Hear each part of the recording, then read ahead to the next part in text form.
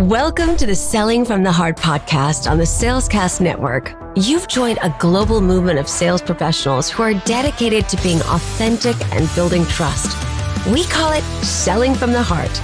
Together, we are on a mission to bring sincerity and substance to the sales profession we all love. Get ready to be inspired and equipped as we join our hosts, Larry Levine and Darrell Amy.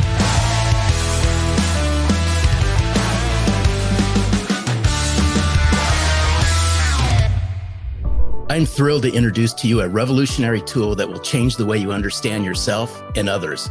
Our partners at the Why Institute have created the Why.os Discovery Platform, a powerful tool that in just 10 minutes can help you uncover your core motivations, how you bring them to life, and what others can expect from you. This is more than just a self-awareness tool. It's a game changer for coaches and those who want to help their clients reach their full potential. If you're a coach or a sales leader, go to whyinstitute.com and look for the Why certification. We'll put the link in the show notes. When you reach out to the Why Institute, let them know you heard about it on Selling from the Heart, and you'll be on your way to helping your people discover what drives them. Don't just take our word for it. Go to whyinstitute.com and see the powerful impact the Why.os Discovery can have on your life.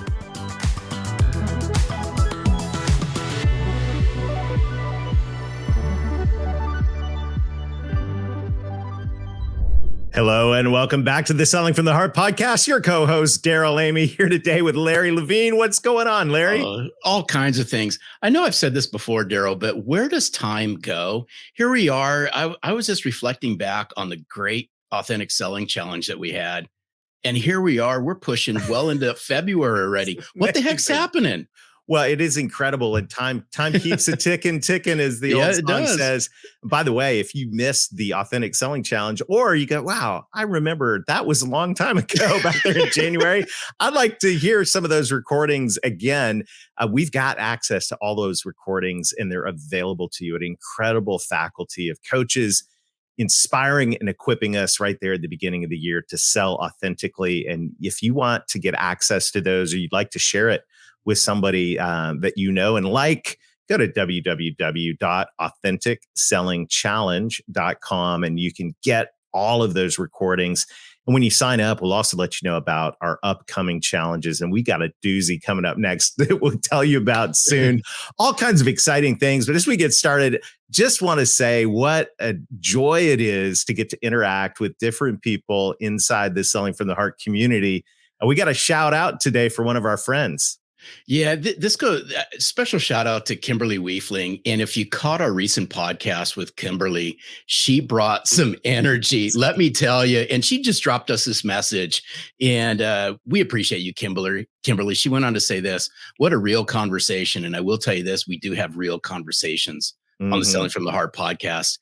Kimberly went on to say, I've been a guest on many podcasts, and what I most appreciated about being on this show was the authenticity of the conversation we had. Thank you for sharing from the heart about selling from the heart. You rock, Kimberly. Thank you. You do. That was an incredible conversation. And thank you to everybody who's leaving reviews on the platform on which you listen or watch the Selling from the Heart show. You can catch us on YouTube. And of course, wherever fine podcasts are sold. Thanks for sharing and leaving reviews. It means a ton.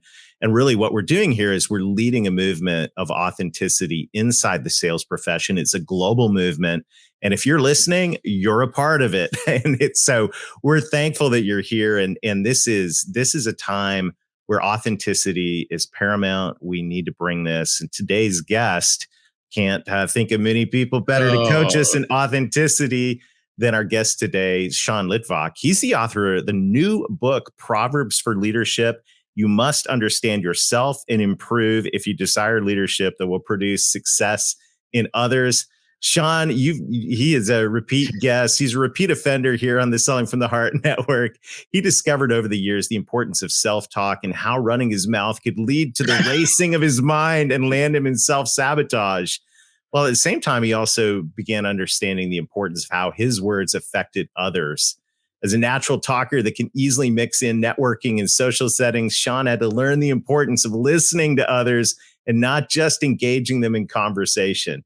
And I know when you read anything Sean has authored, if you've heard him talk, you've most likely heard him say God made us with 2 ears and 1 mouth for a reason. But Sean is passionate. You're going to catch that here in just a moment about understanding yourself and improving. And he's just an all around great guy dedicated to help others with the goals they want to achieve. And it's such an honor to have you here today, Sean. Welcome to the Selling from the Heart podcast. Thank you so Sean, much. what's happening? And I am so excited to be here and talk with you guys and talk about the book. And it's just a dream come true to be here on Selling from the Heart. Definitely second to writing my book, but I'm living my dream right now. So stop! Come on. Well, this is so fun. And Sean, we're going to have a great conversation about this book. But you know the question that every guest on the Selling from the Heart podcast answers, and that is, what does it mean to you to sell from the heart? So for me to sell from the heart, what it means to me is, of course, you have to be authentic.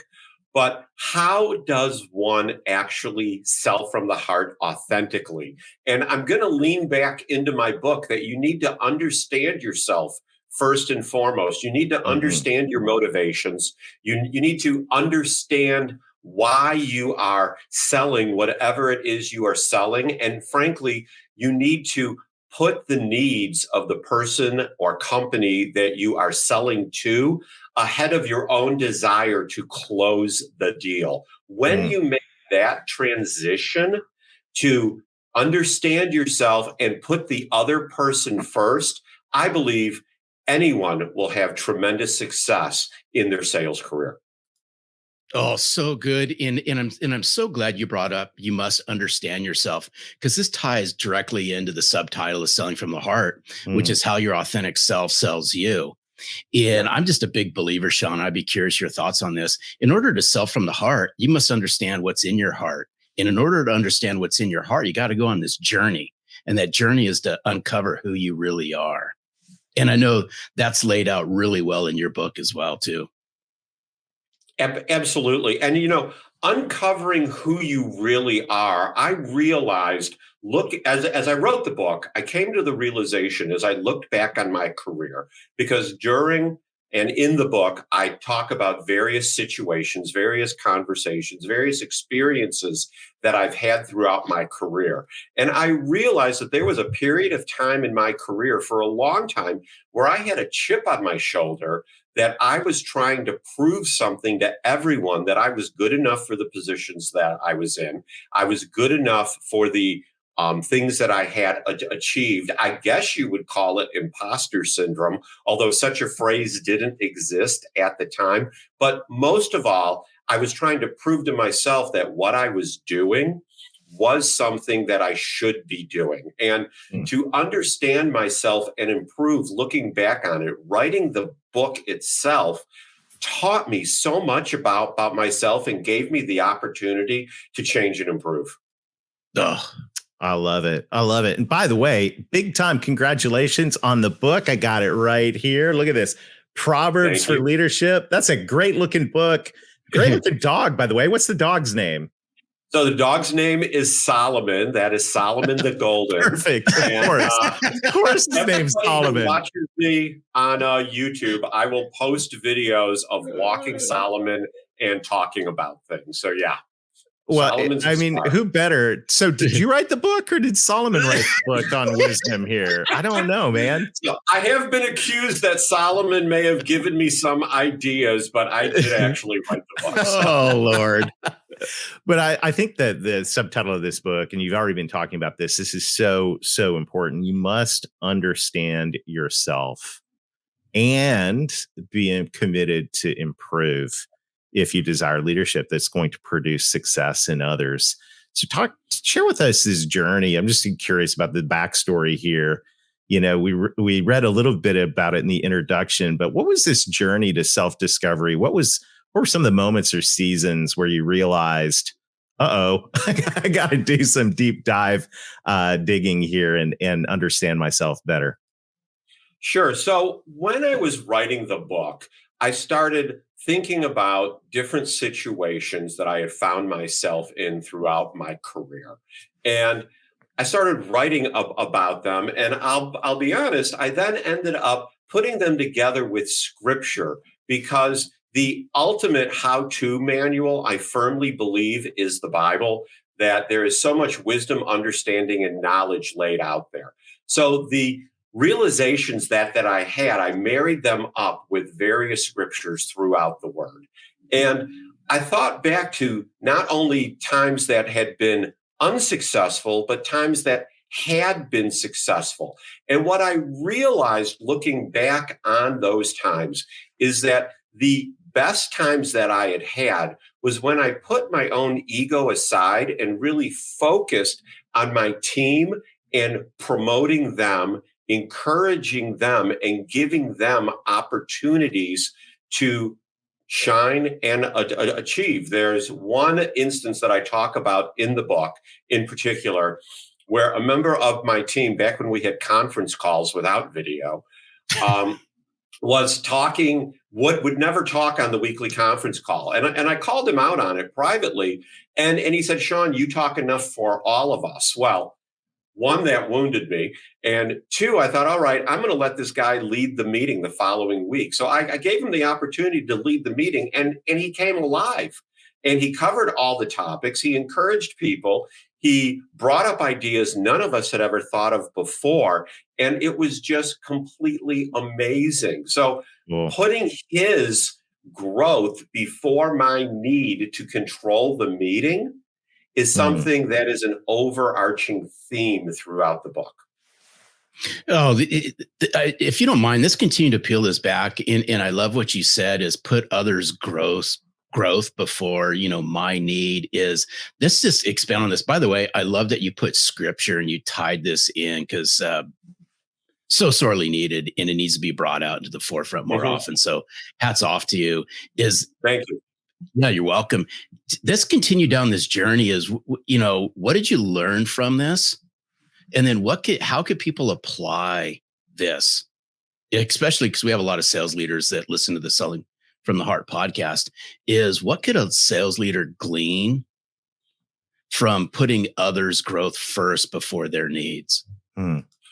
I firmly subscribe to the philosophy of coaching to people's strengths. Yes, you have to help people that are grossly negligent in a specific area, but you need to coach to people's strengths. And when we as sales leaders, because I've led sales teams, I've led operations teams, when we as leaders can look beyond ourselves and looking good and our desires of our own heart to achieve, to hit the number, to do whatever it is to get the accolades for ourselves, but instead lift up our teams and coach them to improve their own strengths, it's only going to help ourselves ultimately. But the main benefit is that we are promoting people, we are encouraging people, we are having people open up their minds to the possibilities of what they can do, and opening up doors for them, whether it be at the job they're in society as a whole, or even, dare I say, in the supernatural, that they would think of themselves in a different way. When people expand themselves like that, the world is their oyster, if that's still a phrase. So I think it's a phrase. Depends if you like oysters or not, how you think about that phrase, but that's good. If the world is an oyster, I'm happy, very happy about that, especially if they're on a half shell. The book, as you go through the book, one of the sections in the book that I think is really, really powerful. And this whole concept of this journey of self-discovery and authentic reflection. You talk later on in the book about why thoughtful consideration of feedback is important. Thoughtful consideration of feedback. Now, I personally, I'll just confession time here. I get feedback and I filter through it pretty quickly, and then I usually move on. It really, sometimes it's encouraging, sometimes it ticks me off. But when you think of thoughtful consideration of feedback, unpack that for us, if you would. So there's so many layers to feedback. And here's the thing. There's a reason 3 chapters of my book are directly about feedback. And here's the secret. I hated feedback for years. Couldn't stand it, because why would someone tell me how to do something when I, of course, knew how to do it best already? But what I came to understand, seriously, guys, what I came to understand laughter is just a little bit of a identification. Yeah, there it is. That's all. Okay, this is and there's probably people listening to this nodding their heads. I had a colleague at a company that I was working for when I was really at the height of not liking feedback, and she attempted to instill a feedback culture within our organization. And one thing that she had all of us do, and we needed to do it because she was the head of HR, and if HR says you do it, you must do it, is when we gave each other feedback, the conversation had to end with, "Thank you for the feedback." So initially, there were no words that were more difficult for me to say in my entire life than "thank you for the feedback." But it made me start to think about it and the importance of feedback. And over time, looking at feedback examples of my peers, looking at feedback examples in the Bible, looking at feedback examples in my personal life, I realized that I was missing the boat if I did not embrace feedback. And here's the punchline to it: allowing myself, changing myself to desire and dare I say, feedback. I became much better at giving people feedback in a more compassionate, kind way, as opposed to just the facts, now go do. Oh boy, man, we can go off some real good tangents on this one, Sean. Oh, yeah. But I'm sitting here listening and just playing back all these situations in my head over and over from all my career in sales. And by the way, I always look at Darrell and say, "Hey, Darrell, thank you for all that feedback," because sometimes I really don't crave it, but it is a breakfast of champions. But there's that age-old saying, I believe I'm saying it correctly, is with age comes wisdom. And I think, especially the more tenured we become in sales, I believe the more accepted we become for feedback. And this is something I just think, I love the term feedback loops, by the way. Mm-hmm. I just don't. And this is my opinion. I just don't think there's enough proactive, positive, intentional feedback that's brought, because most of the time when we hear feedback, we always go to the negative side first. Mm-hmm. Right. Well, and I'll tell you, if I can interrupt for a second, the generation that my children are a part of, people in their 20s, they're all about feedback in their roles, that they want regular reviews, regular touch bases, regular conversations.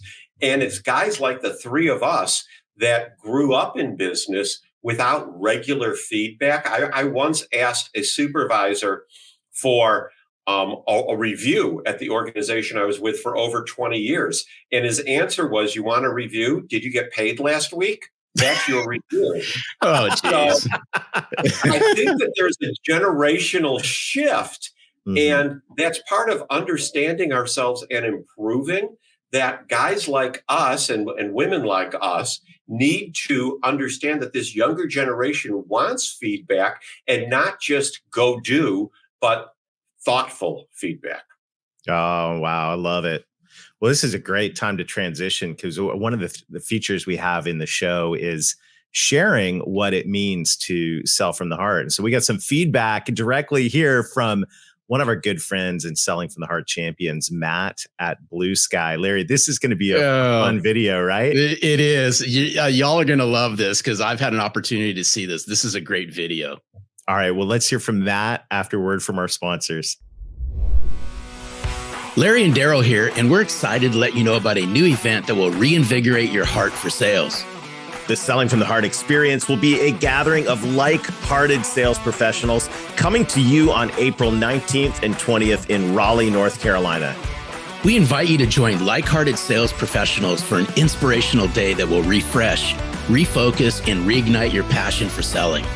I can't wait. You can learn more and get your tickets at www.sellingfromtheheartexperience.com. That's sellingfromtheheartexperience.com. We hope to see you there.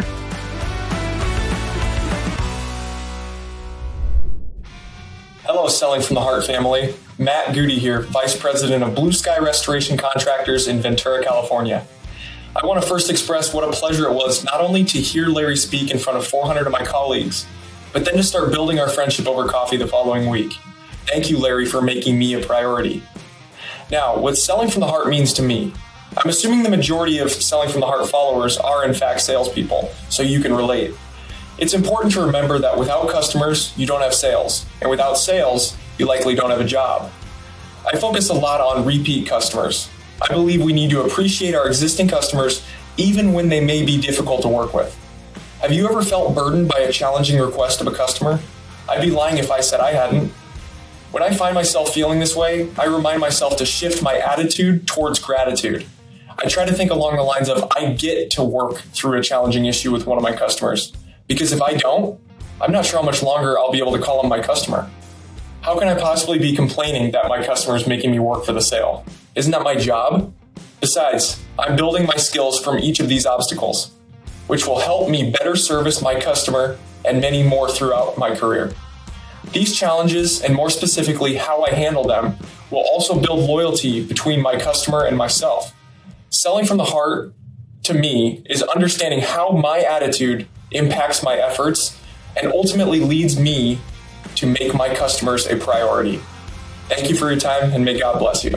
Oh, there it is. That's feedback right there. That's feedback. You know what I love? A special shout out to Ansel Lee is, hey, Ansel. Cup of coffee. We had a cup of coffee on common grounds. How do you like that one, Darrell? Yeah, it was really good. And I think that was really powerful insight, this feedback we get from our customers. And by the way, just a quick footnote here, you may be listening in going, I want to submit a video about what it means to me to sell from the heart. So if you want to do that, we'd love to hear from you. What does it mean to you to sell from the heart? Short video, text the word video to 21,000 and you'll get instructions on how to submit it. But this whole feedback loop, it comes back to this journey of self-discovery. And I know one of the things you talk about in the book is self-sabotage. Self-sabotage is something that, it's sabotage and we've all done it. We all do it. You've got some strategies in this book on how to deal with self-sabotage. I'm curious, Sean, maybe if you'd coach us here for a few moments on what are some things that you discovered along the way about how to deal with self-sabotage? Well, there's various types of self-sabotage. And I'll tell you, the first thing that people need to do, in my opinion, is sit down and write down everything that they read, listen to, and watch. And after you have that list, and I don't go over this in the book, but this is what I've done, is made a list of it and then look at it and say, okay, what here encourages me and what discourages me? And then once you have the list of what discourages you, prune it. Take those things out of your life. I've heard people talk about if you have people in your life that do not encourage, but only discourage, prune them out. Now, you can't necessarily prune family out, but you can certainly hold them at a distance and not engage with them as often. You need to, what I have done at least, is you need to either limit or eliminate alcohol intake. Tell me where alcohol has done anything to improve your attitude. What about working out? Are you working out at some level, whether it's walking, running, lifting weights? Figure out what works for you to give yourself that physical strength. And then finally, and I could go on and on about this, but I don't want to go on too long, you've got to get enough sleep. Yes, there are times where you're going to be up until 2 or 3 in the morning working on a project. We've all been there. However, get 8 hours of sleep. Make it your goal to get 8 hours of sleep, because you will wake up refreshed And that will keep you from sabotaging yourself. Oh, hey, Powerful. Sean, what? Darrell, I'm sitting here listening to Sean. Why do I get this feeling you were looking right at me the whole time you're talking about self-sabotage? I know you were. Don't know, Larry. I know you weren't looking at Darrell. I know you're looking right at me. But I'm going to throw my hand up on this one. Thank you for bringing this to the forefront, because this is real. I mean, this is stuff that I personally deal with. And I think it affects a lot of people. I'm just willing to come to grips with it and say, I struggle with it, still struggle with it. Something that I have to work on myself. Thank you for bringing this to the forefront. And I really want people to key in on what you're welcome. I really want people to key into what Sean was talking about is it's okay to prune, but I've made the conscious choice to pay attention now to what I watch, what I listen to, who I pay attention to. I have a hard time pruning friends because I have a social circle that I just don't want to remove anybody from, but I get where you're going with this. And I would just encourage everybody out there, do the exercise, reflect on it. Sean, that was a great exercise that you coached us through. I appreciate it. Absolutely. Yeah. And you are what you eat, right there. I don't know if that's in the book of Proverbs or not, but I mean, these things that we consume, it's probably in there somewhere, but the things that we consume, not just food, but the things that we let in, especially into our hearts and our minds, these things, that's sabotage. Such a powerful nugget of wisdom. And you got a whole book full of wisdom here. I'm curious, as we wrap up, like, what's your favorite part of this whole book? And everyone's got to get Proverbs for Leadership. You must understand yourself and improve if you desire leadership that will produce results and success in others. What's your favorite part of this book? So my favorite part of the book, quite frankly, what I think is the most important part of the book, it's the foundation that the book is built on, is that you must understand yourself and improve. And if an individual does not do that, then they will never have the ultimate leadership experience that they desire. They will never be able to produce the level of success in others that they desire. And frankly, you need to start your day, each day, not reading Proverbs for Leadership, but I would challenge you to start your day, each day, reading one chapter from the book of Proverbs. There's 30 days in a month, or there's 30 or 31 days in a month. Each day, read one chapter of Proverbs. I've been doing that now for probably 6 or 8 months, and it has made a huge difference in my life. And then I go reread my own book. But when you understand, you've got, but I want Dude, you're awesome, Sean. Stay consistent. Truly, I want to stay consistent. Absolutely. So I'm reading my own book to remind myself of what I actually believe. And people may be scratching their heads when they hear that, but we get so caught up in projects, we get so caught up in our personal lives that sometimes we find ourselves going in a direction we hadn't anticipated, and we need to right ourselves and keep ourselves on that narrow path. And I'll say one more thing and then hand it back to you. You talk about that we are what we eat.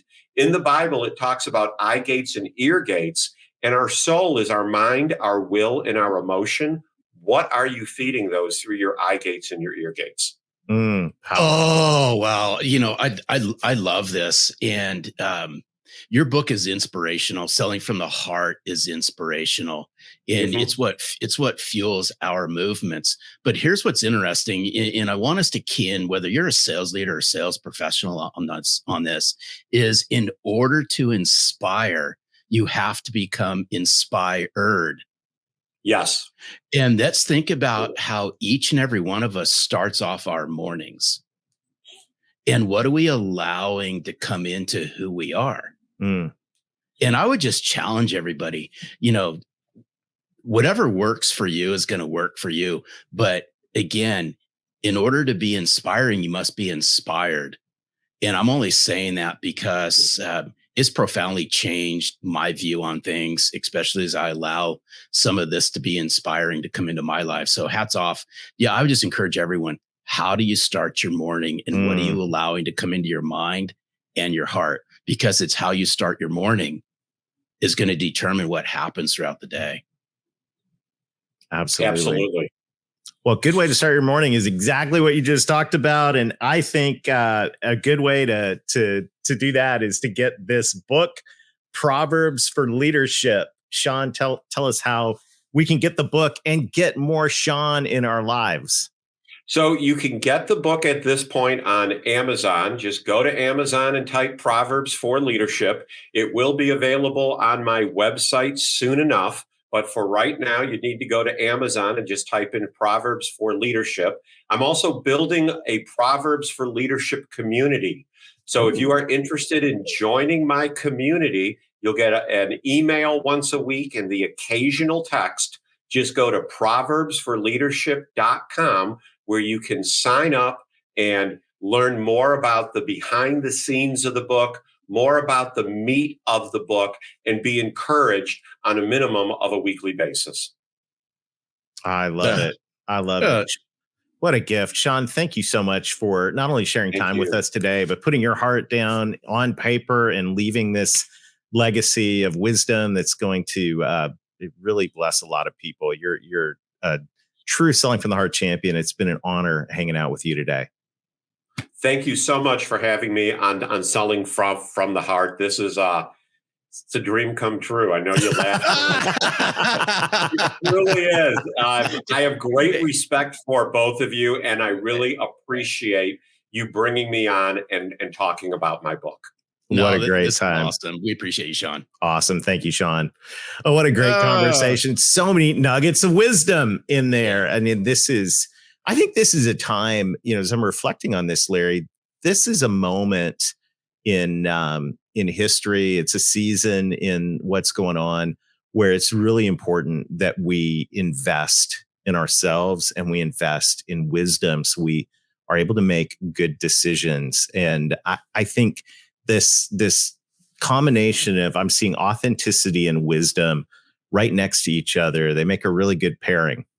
Yeah, they do. And wow, it's why we believe soft skills yield you hard dollars. But where I really want to go with this is towards the end of our podcast with Sean, and it was a great discussion. What really hit me was what he reads every single day. Mm-hmm. And I really want to camp on this and just, and get people to think what you read is going to set you up for what happens throughout the day. And I'm not saying, y'all got to read certain things that we read, but just what are you bringing into your mind and what are you bringing into your heart every single day? I just encourage you, try it. Just try to see because we're a big believer. In order to sell from the heart, you got to uncover what's in your heart.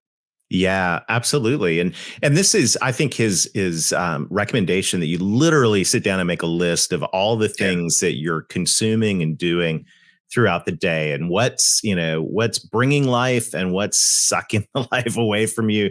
Super, super practical.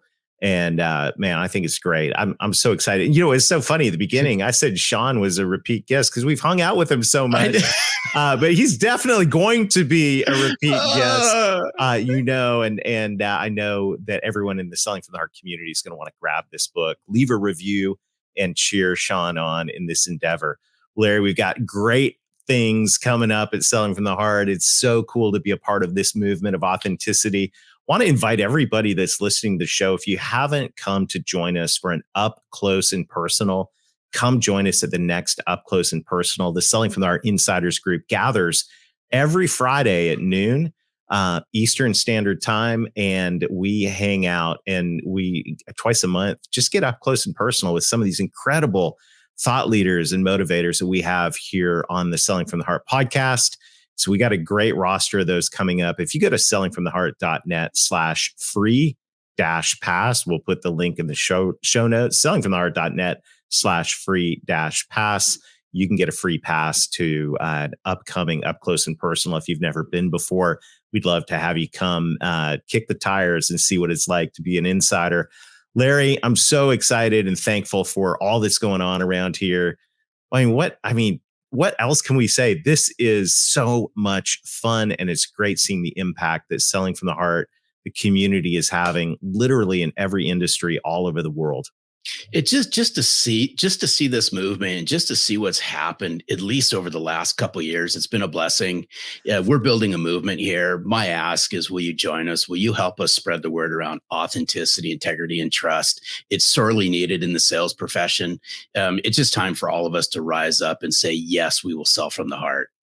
Yeah. And with that, till next time, keep being genuine, keep being authentic, keep building trust, pursue wisdom, and most of all, sell from the heart.